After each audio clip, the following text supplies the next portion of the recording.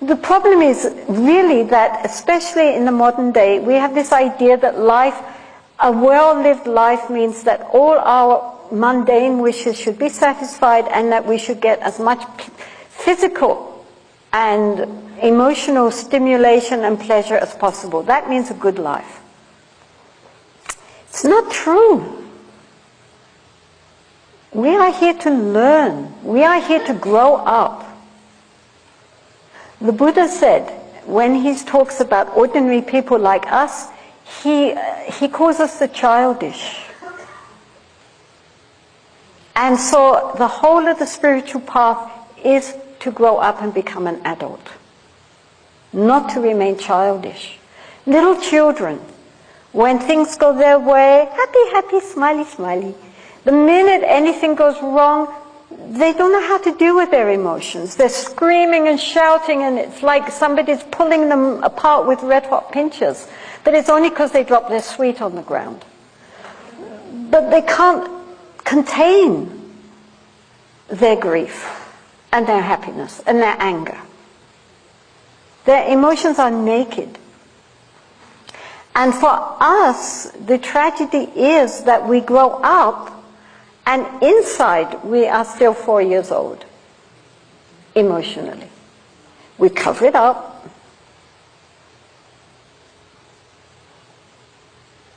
The word persona, from which we get personality as well as the idea of persona, means a mask. It was a mask which was used in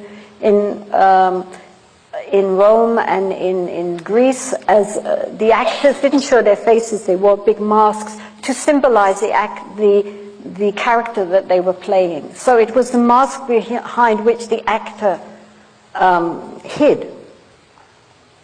It was the mask which they showed to the world on the stage. And so this is our personalities. We all project the personality which we want to have people believe in, and which we begin to believe in, which is our big tragedy. But inside, however outwardly sophisticated we might think we are, inwardly there is this little child. And so we have to grow up and put ourselves through school. And the school is our life.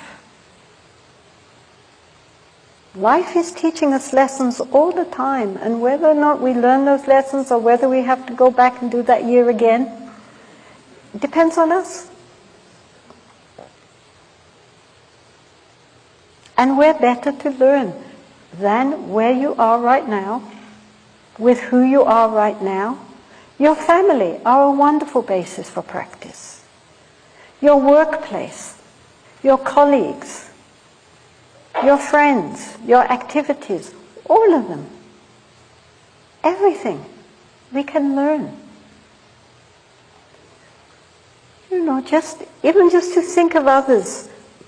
Each person that you meet is, at that time, the most important person in the world, because it's the person you're with.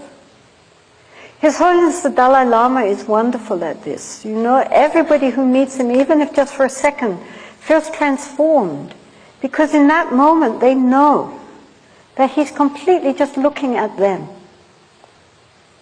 And when he takes their hand and looks in their eyes, they know that in that moment, even just for that second, only they exist for him. With kindness. Totally non-judgmental, but seeing the person, not the persona.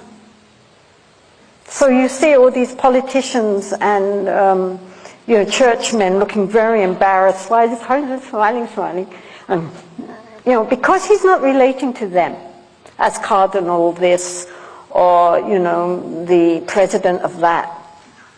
He's looking at the person behind all that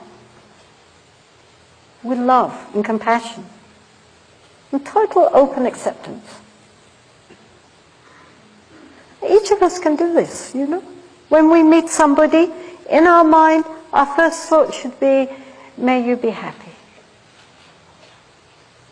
Doesn't matter who. May you be happy. Because everyone wants happiness. And get out of our own way.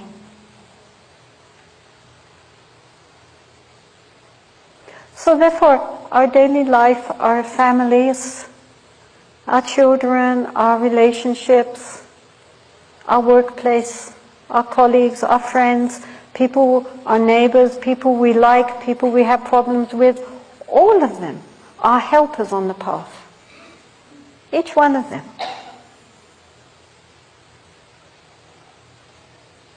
Every breath we take is a practice.